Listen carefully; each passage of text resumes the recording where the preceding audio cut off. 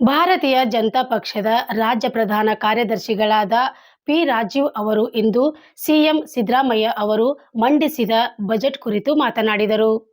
3 ವಿಷಯಗಳ ಬಗ್ಗೆ ಉಲ್ಲೇಖ ಮಾಡ್ತೀನಿ. ಮೊದಲನೇದು ರಾಜ್ಯ ಬಜೆಟ್ಟು, ಎರಡನೇದು ನಮ್ಮ ರಾಷ್ಟ್ರೀಯ BJP ಪಕ್ಷದ ಅಧಿವೇಶನ, ಮತ್ತು ಮೂರನೇದು ನಾಳೆ ಶಿವರಾಜ್ ಸಿಂಗ್ ಚೌಹಾಣ್ ಅವರ ಪ್ರವಾಸ ಏನು ಈ 2 ಲೋಕಸಭಾ ಕ್ಲಸ್ಟರ್ಗೆ ಇದೆ, ಅದರ ಬಗ್ಗೆ 3 ವಿಷಯವನ್ನು ಉಲ್ಲೇಖ ಮಾಡ್ತೀನಿ. ಮೊದಲನೇದಾಗಿ ಸನ್ಮಾನ್ಯ ಸಿದ್ದರಾಮಯ್ಯನವರು 1 ವರ್ಷವನ್ನು ಪೂರೈಸಿ 2ನೇ ವರ್ಷಕ್ಕೆ ನೂತನ ಸರ್ಕಾರದ 2ನೇ ವರ್ಷದ ಬಜೆಟನ್ನು ಮಂಡಿಸಿದ್ದಾರೆ. ಅಭಿವೃದ್ಧಿಯತ್ತ ದೇಶದ ಎಲ್ಲ ರಾಜ್ಯಗಳು ಸಾಗ್ತಾ ಇರುವಂತಹ ಸಂದರ್ಭದಲ್ಲಿ ಕರ್ನಾಟಕದಲ್ಲಿ ಸತತವಾಗಿ 2ನೇ ಬಾರಿ ರೆವಿನ್ಯೂ ಡೆಫಿಸಿಟ್ ಬಜೆಟನ್ನು ಸಿದ್ದರಾಮಯ್ಯನವರು ಮಂಡಿಸೋದ್ರ ಮೂಲಕ ನಿರಂತರವಾಗಿ 2 ಬಾರಿ ಫಿಸ್ಕಲ್ ರೆಸ್ಪಾನ್ಸಿಬಿಲಿಟಿ ಆ್ಯಕ್ಟನ್ನು ವಯೋಲೇಷನ್ ಮಾಡಿದ ಅಪಕೀರ್ತಿಗೆ ಈ ಮುಖ್ಯಮಂತ್ರಿಗಳು ಗುರಿಯಾಗಿದ್ದಾರೆ. ರೆವಿನ್ಯೂ ಡೆಫಿಸಿಟ್ ಅಂದರೆ ರಾಜ್ಯ ಸರ್ಕಾರ ನಡೆಸೋದಕ್ಕೆ ಎಷ್ಟು ದುಡ್ಡು ಬೇಕಾಗುತ್ತೆ, ಆ ದುಡ್ಡಿನ ಕೊರತೆ ಉಂಟಾದರೆ ಅದನ್ನು ರೆವಿನ್ಯೂ ಡೆಫಿಸಿಟ್ ಅಂತಾರೆ, ರಾಜಸ್ವ ಕೊರತೆ ಅಂತಾರೆ. ಅಂದರೆ ಸ್ಯಾಲ್ರಿ ಕೊಡಲಿಕ್ಕೆ, ಕಾರ್ ಖರೀದಿ ಮಾಡಲಿಕ್ಕೆ, ಡೀಸೆಲ್ ಹಾಕಲಿಕ್ಕೆ, ಒಟ್ಟಾರೆ ಒಂದು ಸರ್ಕಾರ ನಡೆಸಲಿಕ್ಕೆ ಅದೇನು ಕಮಿಟೆಡ್ ಎಕ್ಸ್ಪೆಂಡಿಚರ್ ಅಂತ ಇರುತ್ತೆ, ಅದು ಹೋದ ಸಾರಿ ಅವರು ಬಜೆಟಲ್ಲಿ ಹೇಳಿದರು 12,500 ಕೋಟಿ ಕೊರತೆ ಆಗಿತ್ತು. ರೆವಿನ್ಯೂ ಡೆಫಿಸಿಟ್ ಇದ್ದಿದ್ದು 12,522 ಕೋಟಿ.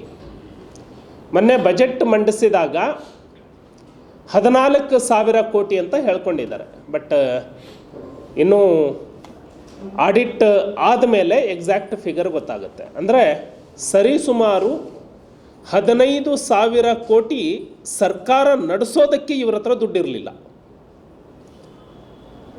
ಈ ಸಾರಿ ಬಜೆಟ್ನಲ್ಲಿ ರೆವಿನ್ಯೂ ಡೆಫಿಸಿಟ್ಟು 27,354 ಕೋಟಿ ಆಗಿದೆ. ಅಂದರೆ ಸಾಲ ಮಾಡಿ ಪೇಮೆಂಟ್ ಕೊಡುವಂಥದ್ದು. 90 ಜನರಿಗೆ ಕ್ಯಾಬಿನೆಟ್ ದರ್ಜೆಯನ್ನು ಕೊಟ್ಟಿದ್ದಾರೆ. ನಿಗಮಗಳು ಅವು ಇವು ಅಂತ ಹೇಳಿ ಅವರಿಗೇನು ಮೆಡಿಕಲ್ ಚೆಕಪ್ ಮಾಡ್ತಾರೆ ಆ ಡಾಕ್ಟರ್ಗೂ ಕ್ಯಾಬಿನೆಟ್, ಅವ್ರದ್ದು ಸೋಷಿಯಲ್ ಮೀಡಿಯಾ ಹ್ಯಾಂಡಲ್ ಮಾಡುವಂಥ ಪರ್ಸನ್ಸಿಗೂ ಅಡ್ವೈಸರ್ ಅಂತ ಕ್ಯಾಬಿನೆಟ್ ರ್ಯಾಂಕ್. 90 ಜನರಿಗೆ ಹೊಸ ಕಾರುಗಳನ್ನು ಖರೀದಿ ಮಾಡಿದ್ದಾರೆ. ಸರ್ಕಾರ ನಡೆಸಲಿಕ್ಕೆ ದುಡ್ಡಿಲ್ಲ ಇವ್ರ ಹತ್ರ.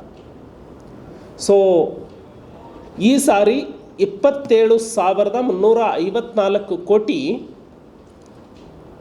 ರಾಜಸ್ವ ಕೊರತೆ ಇದೆ.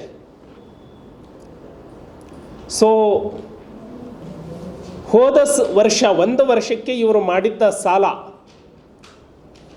85,000 ಕೋಟಿ ಅಂತ ಬಜೆಟಲ್ಲಿ ಹೇಳ್ಕೊಂಡಿದ್ರು. ಆದರೆ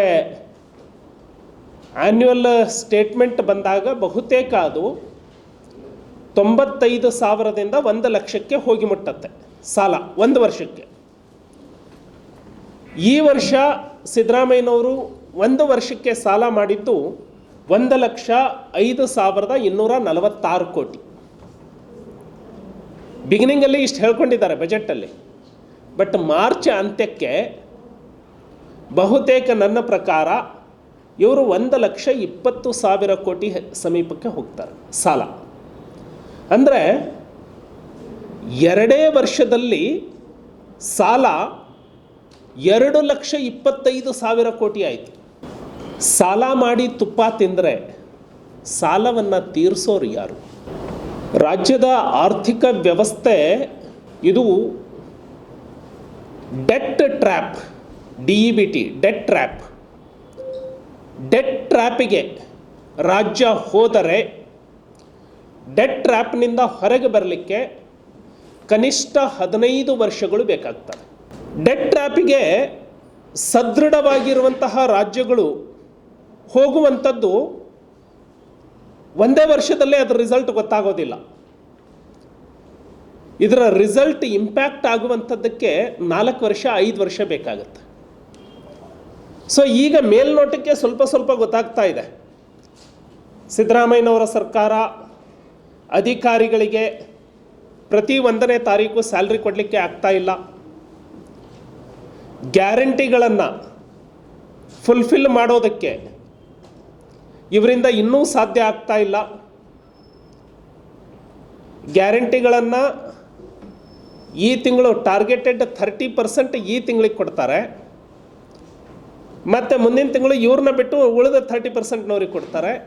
ರೊಟೇಷನ್ ವೈಸ್ ಮಾಡ್ತಾ ಇದ್ದಾರೆ. ಆರ್ಥಿಕ ಚಟುವಟಿಕೆಗಳು ಸಂಪೂರ್ಣವಾಗಿ ಕುಸಿದು ಹೋಗಿದ್ದಾವೆ.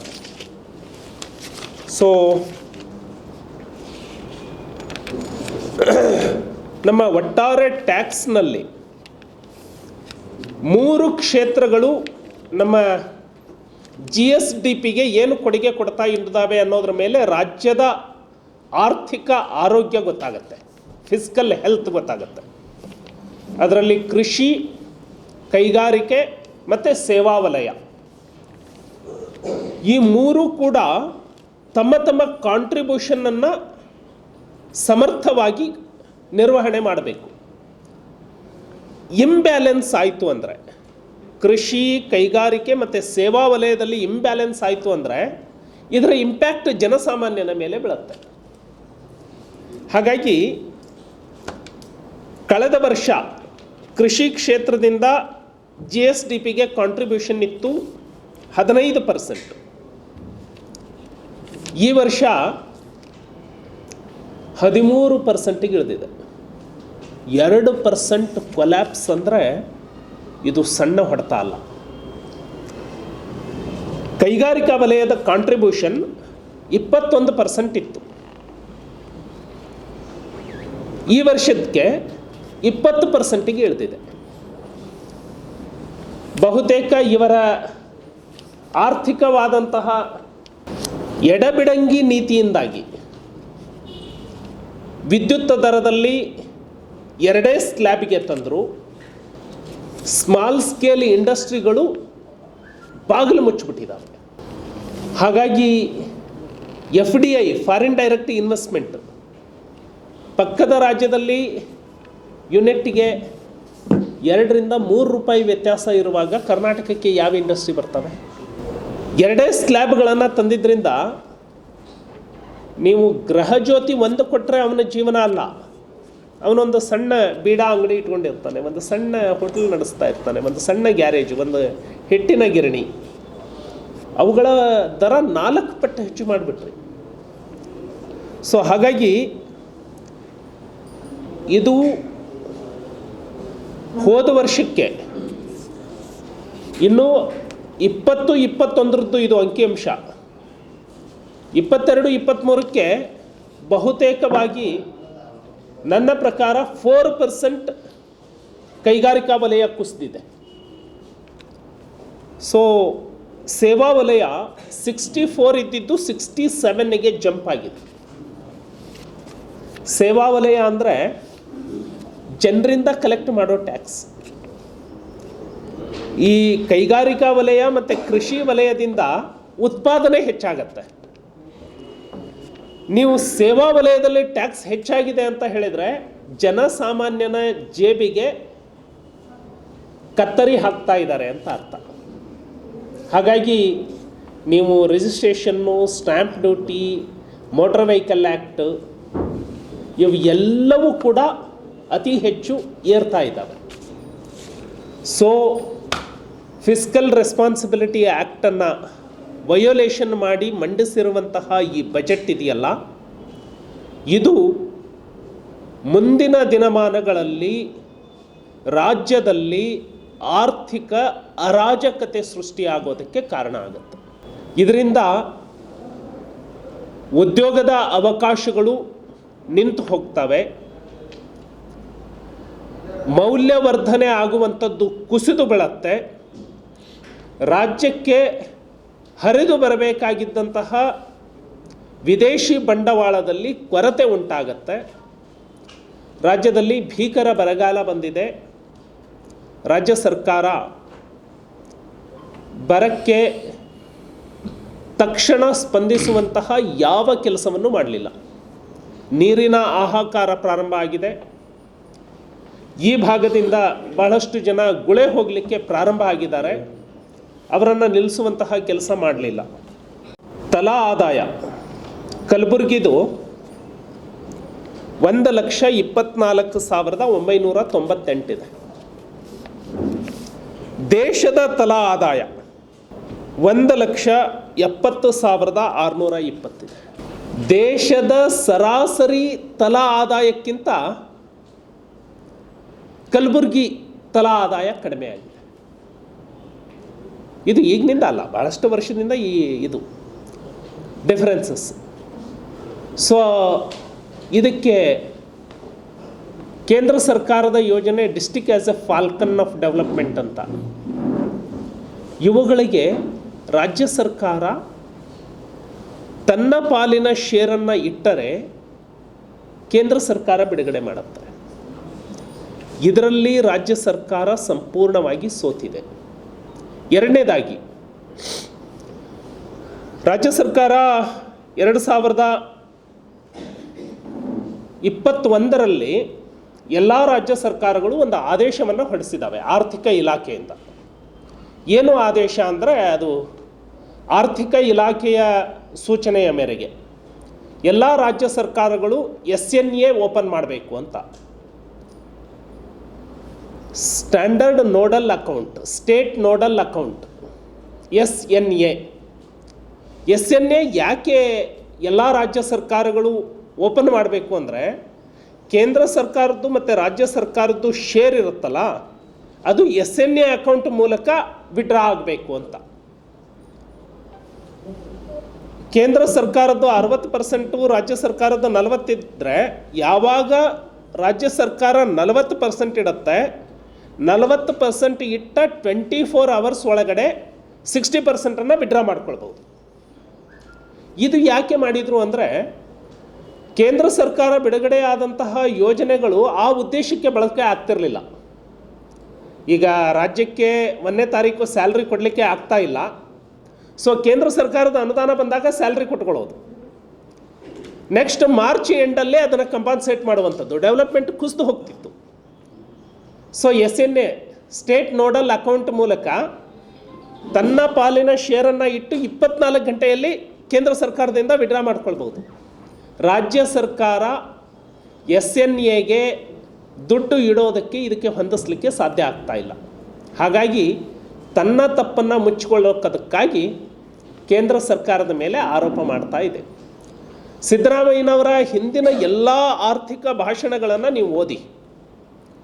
ಸನ್ಮಾನ್ಯ ಸಿದ್ದರಾಮಯ್ಯನವರು ಗಟ್ಟಿಯಾಗಿ ಹೇಳ್ತಾ ಇದ್ದಿದ್ದು ಒಂದೇ, ಅವರ ಭಾಷಣದಲ್ಲಿ ಒಂದೇ ವಿಷಯದ ಬಗ್ಗೆ ಬಜೆಟ್ ರಿಪ್ಲೈನಲ್ಲಿ 1 hour ಮಾತಾಡ್ತಿದ್ರು. ಒಂದೇ ವಿಷಯ, ಏನು? Revenue surplus. ನಾನು ರೆವಿನ್ಯೂ ಸರ್ಪ್ಲಸ್ ಬಜೆಟನ್ನು ಮಂಡಿಸಿದ್ದೀನಿ, ನಾವು 3 ವರ್ಷ ಮುಂಚಿತವಾಗಿ ಇದನ್ನು ಗುರಿ ಮುಟ್ಟಿದ್ವಿ, 2008 ನಮಗೆ ಗುರಿ ಇತ್ತು, ನಾವು 2003ಕ್ಕೆ 5ಕ್ಕೆ ಈ ಗುರಿಯನ್ನು ಮುಟ್ಟಿದ್ವಿ ನಾವು, ಅವರ ಭಾಷಣದಲ್ಲಿ ಹೇಳ್ತಿರ್ತಾರೆ. ಅಂತಹ ಸಿದ್ದರಾಮಯ್ಯನವರು 2 ಬಾರಿ ರೆವಿನ್ಯೂ ಡೆಫಿಸಿಟ್ ಮಂಡಿಸಿದರು. ಸೊ ಈ ರಾಜ್ಯವನ್ನು ಈ ಸಾಲದ ಸುಳಿಗೆ ಒಯ್ತಾ ಇದ್ದೀರಲ್ಲ, ಇವತ್ತು ಮಜಾ ಅನ್ನಿಸ್ಬೋದು. ನೀವು ಸಾಲ ಮಾಡಿ ಏನೇನೋ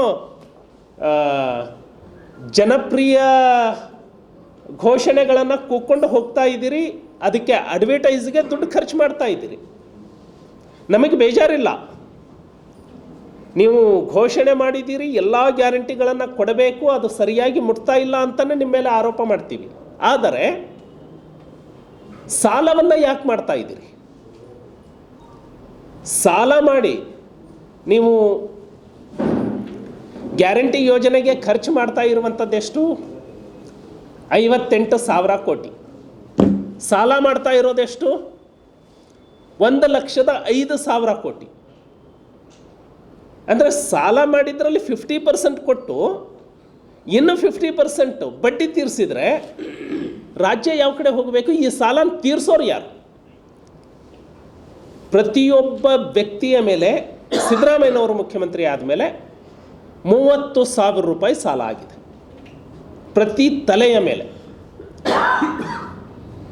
ನೀವು ಒಂದು ಕುಟುಂಬದಲ್ಲಿ ಒಬ್ಬರಿಗೆ ಯಾವುದೋ ಒಂದು ಯೋಜನೆ ಕೊಟ್ಟಿದ್ದನ್ನು ಅಡ್ವರ್ಟೈಸಲ್ಲಿ ಹೇಳ್ಕೊಳ್ತೀರಿ, ಆದರೆ ಆ ಕುಟುಂಬದ 4 ತಲೆಯ ಮೇಲೆ 30,000ದಂತೆ ಸಾಲ ಹೊರಿಸಿದಿರಿ. ಇದರಿಂದ ನುಣುಚಿಕೊಳ್ಳಿಕ್ಕೆ ಸಾಧ್ಯ ಇದೆಯಾ? ಇದನ್ನು ಯಾರಾದರೂ ಸಾಲ ಮನ್ನಾ ಮಾಡ್ತಾರಾ? ಸಾಲ ತೀರಿಸಲೇಬೇಕು. ಹಾಗಾಗಿ ಸಾಲದ ಸುಳಿಯಲ್ಲಿ ಸಿದ್ದರಾಮಯ್ಯನವರು ರಾಜ್ಯವನ್ನು ಸಿಲುಕಿಸ್ತಾ ಇದ್ದಾರೆ.